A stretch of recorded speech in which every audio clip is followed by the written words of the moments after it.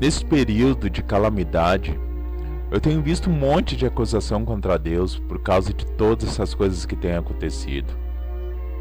Veja bem, é muito fácil responder por Deus se ao menos consultar e verificar de onde vem tudo isto. Pois bem, eu fiz isso. Fui consultar o Senhor e pedi que Ele me falasse o que estava no seu coração. Mas eu não coloquei Ele contra a parede exigindo explicações, não. Eu humildemente deixei que Ele se manifestasse se Ele quisesse. E Ele falou comigo. E a primeira palavra que Ele abriu para mim, para falar comigo, e eu quero ler com vocês, está lá em Eclesiastes capítulo 3, 14 e 15, onde está escrito assim. Eclesiastes 3, 14 e 15, está escrito assim: Eu sei que tudo quanto Deus faz durará eternamente. Nada se pode acrescentar e nada se pode tirar. E isto Deus faz para que haja temor diante dele. O que é, sempre existiu. E o que há de ser também sempre existiu. E Deus pede conta do que passou. Ou em outras versões diz, Deus renova o que passou. No versículo 14, o Senhor me mostrou a certeza sobre toda a obra das suas mãos. Tudo que vemos, tudo que conhecemos e não conhecemos foi criado por Deus. E em relação a isto, o Senhor colocou um limite para o ser humano.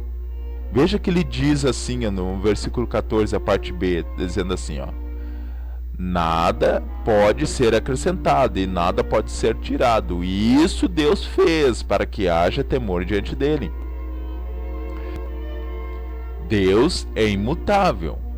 Então, se ele deixou explícito que para tudo há um limite aos homens, ele não vai mudar essa lei. O que acontece é que o homem não quer obedecer. Desde o jardim do Éden, quando foi colocado um limite a Adão e Eva, e estes ultrapassaram, assim ocorre até hoje. O ser humano teima em ultrapassar os limites de Deus, e para isto haverá uma punição. No versículo 15 aqui de Eclesiastes, o Senhor me mostrou que o que está aí sempre existiu, e coisas que ainda virão também sempre existiram. No caso, falando do vírus e da doença. Porém, o mais forte de tudo isso que ele me mostrou está em Jeremias capítulo 2, versículo 11 e 19. Eu quero ler com vocês, porque aqui ele responde a respeito da acusação que fazem, porque isso é um castigo de Deus, porque isso, aquilo outro. Olha o que está escrito, eu vou ler nessa versão aqui. Jeremias capítulo 2, do 11 a 19. Está dizendo assim, ó: Houve alguma nação que trocasse os seus deuses, ainda que não fossem deuses? Todavia o meu povo trocou a sua glória por aquilo que é de nenhum proveito.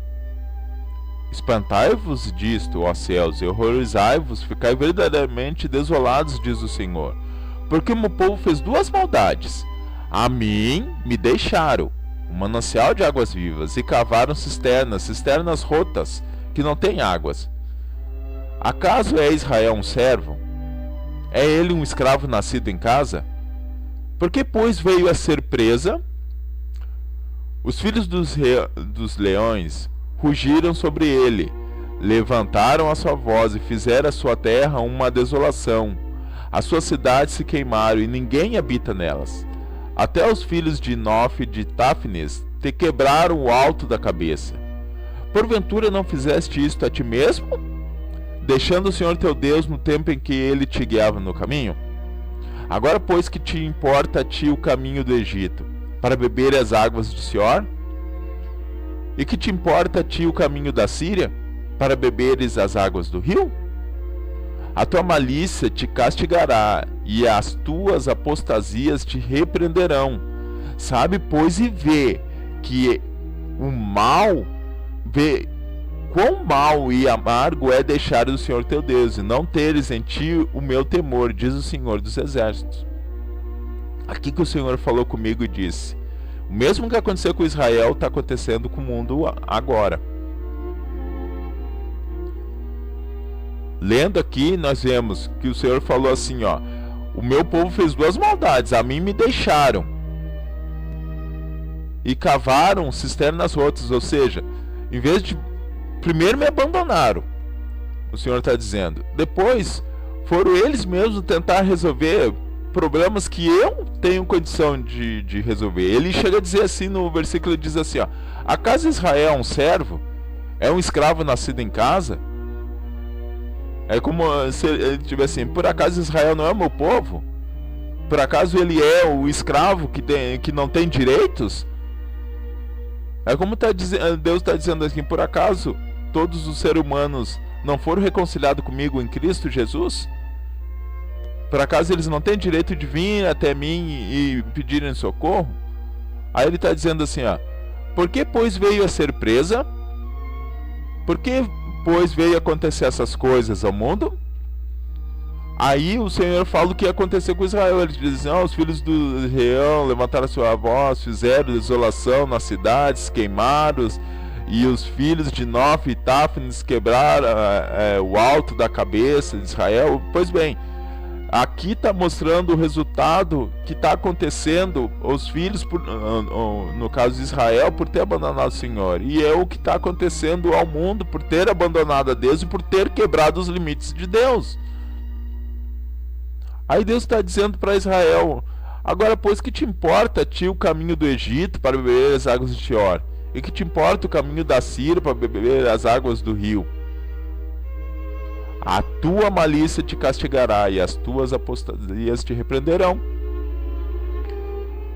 Ou seja, Israel estava indo até lá para tentar resolver o seu problema, e o Senhor está dizendo assim, ó: a tua malícia, o que tu fez é o que está te castigando.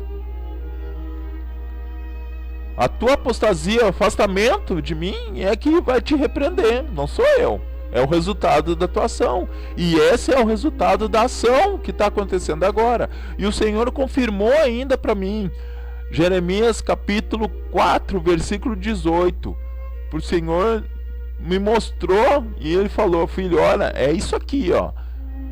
Jeremias 4, versículo 18. Está dizendo assim, ó, falando em relação a Israel ainda: a sua conduta e as suas obras fizeram vir estas coisas sobre você, ó Jerusalém.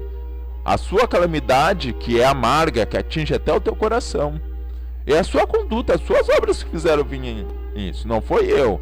Você fez duas coisas erradas: me abandonaram e romperam os limites que eu deixei. Portanto, o Senhor me garantiu que não foi Ele que mandou esta praga para castigar a humanidade. Mas isso está acontecendo como consequência da própria ação humana que não respeitou os limites de Deus e que o abandonou.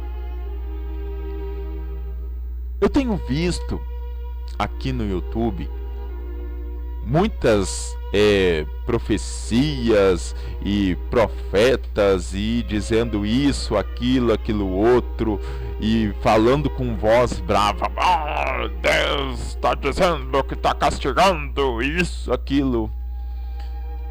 O Senhor garantiu no meu coração que Ele não se agrada da morte do ímpio, Ele não se agrada da tristeza, da dor do ser humano, mas que o ser humano colhe os frutos daquilo que planta. E aí é muito fácil pegar e acusar o Senhor, como nós vemos na palavra dele, que lá em Apocalipse, que quando acontecerem as coisas que estão descritas, as pessoas vão sempre apontar o dedo e blasfemar contra Deus, porque Deus está fazendo isso, porque o próprio Senhor Jesus diz: não há ninguém bom a não ser um, Deus. O próprio Deus deixou descrito em Jeremias capítulo 59, se não me engano, quando ele diz assim, ó: Eu bem sei os pensamentos que tenho de vós, pensamentos de bem e não de mal, para vos dar o fim que esperais. Então, o ser humano que está colhendo isso, nós como ser humanos estamos colhendo isso. E não adianta ninguém se excluir, todos nós erramos, uns mais, outros menos, mas todos nós erramos. Estamos fazendo como Israel, que abandonou o Senhor, que abandonou a Deus, se esqueceram de Deus, não buscaram nele aquilo que precisavam, de forma respeitosa e não colocando Deus na parede, reconhecendo que nós somos criação, não somos o Criador. Como pode a criatura querer mandar no Criador, querer ser mais do que o Criador? Não pode isso. Então o Senhor me mostrou algo pior ainda, e aí falando em relação à nossa nação. Poxa vida, o Senhor tem me mostrado o resultado de tudo isso, como tem se manifestado aquilo que está dentro do coração dos brasileiros. A nossa nação sofrerá mais ainda por causa do que nós temos visto, o egoísmo. Olha o que tem acontecido nesses últimos dias, as pessoas mostrando o verdadeiro caráter do brasileiro, pessoas se valendo da situação para mostrar o seu verdadeiro caráter. Vou dar um exemplo prático disso. Eu fui ontem ao mercado, um mercado grande, né? Porque os mais pequenos está um procedimento que as prefeituras estão colocando, que só pode entrar 10 pessoas por vez, para evitar ficarem muito perto. Mas eu fui num mercado grande e eu percebi, eu costumo ir seguido ao mercado, e eu percebi que algumas coisas tiveram um aumento sim sutil, outras um aumento bem exagerado. E olhe que estão dizendo que não haverá desabastecimento, então por que aumentar as coisas?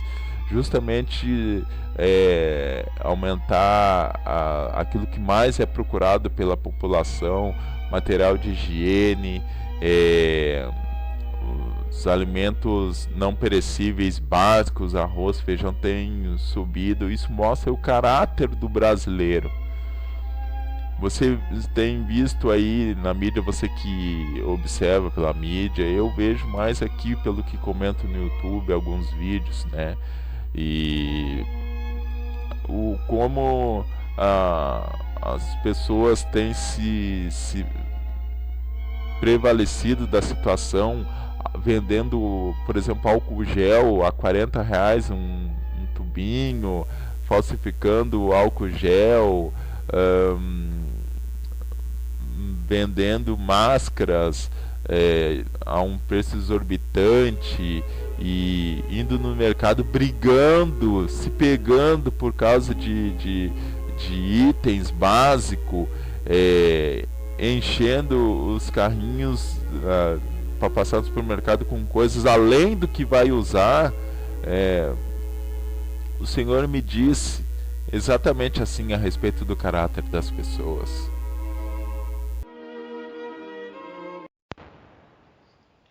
Filho, veja o caráter do povo aqui neste país. Olhem como o egoísmo aflora. Olhem como cada um procura ocupar-se com si mesmo, esquecendo de mostrar amor, compaixão, esquecendo-se do próximo. E depois não sabem por que as coisas acontecem contrário do que desejam. Vejo você, quantas almas estão sofrendo e sem ajuda daqueles que podem ajudar.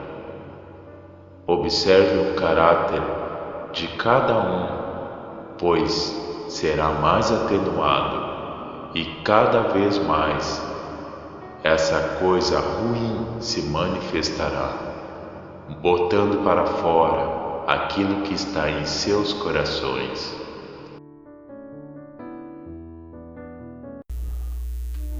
Então, o Senhor me mostrou uma orientação, principalmente para a igreja do Senhor. E a palavra que Ele me abriu está aqui em Isaías capítulo 58. Prestem atenção no que o Senhor falou. Isaías capítulo 58. Eu vou explicar exatamente como o Senhor me explicou. Vamos ler do versículo 5 em diante. Isaías 58, do versículo 5 em diante. Está escrito assim, ó. Seria este o jejum que escolhi? Que num só dia a pessoa se humilhe, incline a sua cabeça como o junco e estenda debaixo de si pano de saco e cinza? É isto que vocês chamam de jejum e dia aceitável ao Senhor? Será que não é este o jejum que escolhi? Que vocês quebrem as correntes da injustiça, desfaçam as ataduras da servidão, deixem livres os oprimidos e acabem com todo tipo de servidão? Será que não é também que vocês repartam seu pão com os famintos, recolham em casa os pobres desabrigados, vistam os que se encontrarem nus e não voltem as costas ao seu semelhante? Então, a luz de vocês romperá como a luz do alvorecer, e a sua cura brotará sem demora. A justiça irá diante de vocês, e a glória do Senhor será a sua retaguarda. Então vocês pedirão ajuda, o Senhor responderá. Gritarão por socorro, e Ele dirá: eis-me aqui. Se tirarem do meio de vocês todo tipo de servidão, o dedo que acusa e a linguagem ofensiva. O Senhor, deixa eu lhe explicar conforme o Senhor me explicou. Aqui, apesar de estar falando do jejum, o Senhor está mostrando qual é a atitude que Ele espera dos cristãos nesse tempo que vai piorar ainda. Não pensa que vai melhorar, vai piorar. Até terminar todo esse período de calamidade, vai piorar. Por que eu estou dizendo isso? Porque eu, conversando com a minha esposa essa madrugada, eu já falei para ela, nós vamos ter que tomar algumas atitudes, principalmente em relação à alimentação e vestimenta, porque o Senhor já tocou no meu coração que nós não vamos só cuidar de nós mesmos, nós vamos ter que cuidar de mais pessoas, tanto da nossa família como aqueles que o Senhor indicar. E aí o Senhor me explicou aqui a respeito, falando aqui a respeito do jejum, porque aqui as pessoas estavam dizendo: o Senhor não olha para o nosso jejum. Aí o Senhor está dizendo: sim. Aí, por exemplo, no versículo 5 ele está dizendo: o jejum de vocês, quer dizer, num só dia vocês vão humilhar, inclinar a cabeça, né, deitar a cabeça como um junco e botar pano de saco, e depois mais nada.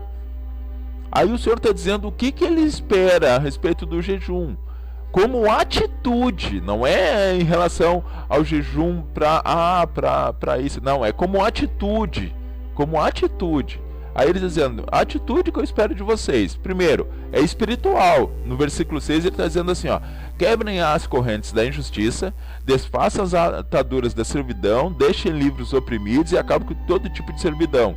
Ou seja, ele está dizendo, quebrem as correntes da injustiça. Qual injustiça? A sua. Busquem a Deus. Sim, busquem o reino de Deus e a sua justiça. Aí ele está dizendo, desfaça as ataduras da servidão. Ou seja, liberte-se daquilo que tem prendido vocês. Aqui ele está falando tudo espiritualmente. Deixe livres os oprimidos. O que quer dizer isso? Perdão. Promovam perdão. E acabe com todo tipo de servidão, tanto de vocês quanto daqueles que estão oprimidos. Aí agora o versículo 7 ele está falando da parte física, da parte maleável. Não, já não é mais espiritual. Ele está dizendo assim, será que também não é que vocês repartam seu pão com os famintos, recolham em casa os pobres desabrigados, vistam os que se encontrarem nus e não voltem as costas ao seu semelhante?